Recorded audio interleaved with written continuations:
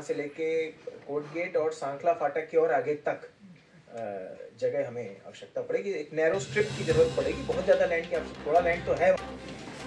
एक साथ लगाने का काम चालू हुआ है और करीब 15,000 किलोमीटर रेलवे ट्रैक्स के कवच को लगाने का काम एक साथ चालू हुआ है, जिसमें डिज़ाइन है और बहुत ही कॉम्प्लेक्स है। जैसा आप जानते ही हो कि पूरा टेलीकॉम नेटवर्क क्रिएट करना पड़ता है, डेटा सेंटर बनाने पड़ते हैं और कवच लगाना पड़ता है गाड़ी के ऊपर। 12,000 लोगों को ट्रेनिंग दी है कवच और भी नहीं आएंगे। रीजनल रैपिड रेल से क्या रीजनल रैपिड रेल में रेलवे में जो मॉडल है वो नमो भारत का मॉडल है और बाकी जो दूसरा जो मेरिट वाला मॉडल है वो मॉडल अर्बन डेवलपमेंट है। आपके पास कोई क्वेश्चन नहीं? आप भारत सर हरियाणा से कि नमो भारत ट्रेनिंग कोई योजना है हरियाणा की, अगर है तो पूरे देश भर में चलेगी। 50 स्टेट बना रहे हैं पूरे देश भर में, तो हरियाणा भी कवर किया जाएगा। वन मोर क्वेश्चन, जो हरियाणा में जो हाइड्रोजन ट्रेड प्रस्ताव की क्या स्टेटस है? बहुत अच्छी प्रोग्रेस है और बहुत जल्दी उसका भी इनॉग्रेशन है। इस बजट में 6 और नई हाइड्रोजन ट्रेन्स का प्रावधान रखा गया है और 1200 हॉर्स पावर से भी बढ़ा के 1600 हॉर्स पावर का रखा गया, जो दुनिया में सबसे powerful hydrogen train 1,600 horse power है। पंजाब में 30, हरियाणा में 34 स्टेशन को पूरा रिडेवलप किया गया है। आपको एक आध जाके स्टेशन जाके देख जाओ, व्यवस्था करवा दो। हाँ सर, ये हाइड्रोजन ट्रेन रेक होगी या स्पीड होगी एकदम नए तरीके? अभी रेट्रोफिट कर रहे हैं क्योंकि देखो टेक्नोलॉजी जो है, टेक्नोलॉजी उसके पावर ट्रेन की टेक्नोलॉजी, ये जो कोच है वो भी है, उसमें कोई नया नहीं, वो तो लगभग चला रहा है, पावर ट्रेन नहीं है। Sir, the question what is rupees 2.92 allocated for budget training नहीं बोला गया। ट्रेनिंग में इसको आप किस तरीके से बताएंगे? क्योंकि आपने ये भी नाम किया कि आपने 130 स्पीड के लिए उसको अपग्रेड किया है, तो दिल्ली से जो बाकी जो प्रॉब्लम के लिए जो कनेक्टिविटी है करना है। बहुत इम्पोर्टेंट प्रश्न आपने पूछा है, thank you for asking this question. कि देखो जितने बड़े शहर हैं उनकी कैपेसिटी बढ़ाना बहुत जरूरी है। आप देखोगे डिमांड आती है लगातार दिल्ली के लिए, मुंबई के लिए, चेन्नई के लिए, बेंगलुरु के लिए, पुणे के लिए बहुत डिमांड आती है और उन शहरों में नई ट्रेन को लेने की कैपेसिटी क्रिएट करना जरूरी है।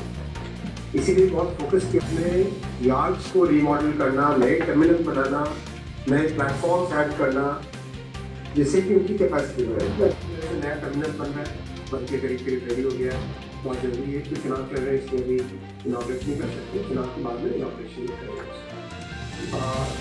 बेंगलुरु में पाइपलाइन पूरा नया टर्मिनल बना और वैसे ही सूरत में उतना नया टर्मिनल बना और वैसे ही बेंगलुरु में बताया, हैदराबाद में चेल्लापल्ली में नया टर्मिनल बना। बड़े शहर में नए टर्मिनल के काम, चेन्नई में एयरपोर्ट की कैपेसिटी बढ़ा रहे हैं और भी कई स्टेप्स मिले जिससे कि बड़े शहर में टर्मिनल्स की कैपेसिटी बढ़े। एक ऐसा स्टेशन बना देना सर, आपने जो पंजाब लगभग है। सबने जानना चाहा तो दिल्ली से जो पानीपत का रीजनल रेलवे कब तक शुरू हो जाएगा, क्योंकि मतलब मेरठ का तो इसी वर्ष शुरू हो रहा है और वो RRTs का प्रश्न आप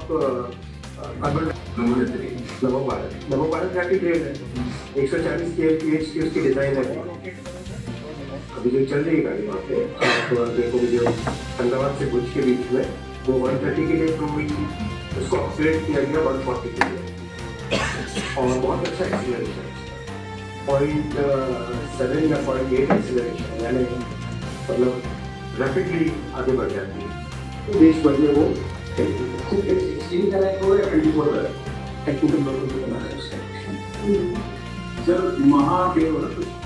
महाकुंभ का रेलवे का कुछ पूरा सीक्वेंस में चलेगा। Sir, so I had five questions. One of these is to develop this by the area. Naturally, the growth rates will reduce.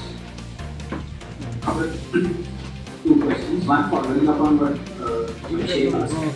Trade growth for recent years has been great, but I think a lot of the criticism that comes from the sector and experts comes from the fact that it is sort of shy when you look at your own numbers in the sense of the emission 3,000 million tons by 2030. In that sense, I think the question on trade growth is arising because it's sort of going down against your own targets that you set for yourself in the railways. So in terms of that, I think और allocation हुआ है और जो नए project sanction हुए 4,60,000 करोड़ के नए project sanction हुए, इसमें वर्कशॉप्स का अपग्रेडेशन है, नई रेलवे लाइन है, डबलिंग है, ट्रिपलिंग है, कई तरह के काम इसमें अप्रूव हुए। तो 3 वर्ष का टाइम दिया है कॉन्ट्रैक्ट के हिसाब से, तो नॉर्मल कंडीशंस में 3 वर्ष में। पिछले कई टाइम से जो है आप डेवलपमेंट की बात कर रहे हैं, बिल्कुल की बात है। बीकानेर की मीडिया को जो है डीएम साहब जो है विजिट कराते थे साथ साथ डेवलपमेंट की ज़्यादा डिवीजन में ज़्यादा होता था, कई टाइम से बंद है, उसको लेकर कुछ प्लान बना कर सकते हैं। तो एक दिन जैसे आपने बताया कि बीकानेर स्टेशन का रिडेवलपमेंट में क्या प्लान है? नहीं, अपने मंडल की डिवीजन पूरे बीकानेर मंडल की बात कर रहे हैं। नहीं तो आप चाहते हैं साइट विजिट करें? हाँ, ये एक बात। तो लालगढ़ का करा सकते हैं कि भाई लालगढ़ की बात, ये तो लालगढ़ तो ये तो हल निकलना कई डीपीआर भी बन गई, कई कुछ हल मैंने आपको बता दिया, फिर वापस उसी प्रश्न पे आ गए। हल यही है कि इसका वर्क सैंक्शन जिस एजेंसी को एग्जीक्यूट कराना है वो टेंडर कॉल करे और टेंडर कॉल करके इसको एग्जीक्यूट करे। जो जिनको अपन अंडरलाइन कर सके। आई थिंक डबलिंग का वर्क हो जाए, डबलिंग का होगा तो आपको ले चलेंगे, डबलिंग के टाइम पे चलेंगे। ये अच्छी बात तो एक बड़ा प्रोजेक्ट है, वही है। बाकी तो आई थिंक डबलिंग का वर्क होगा तो उसका आप लोग 14,703 और 14,704 लालगढ़ जैसलमेर ट्रेन चलती है, दूसरे एसी को बंद कर देते हैं।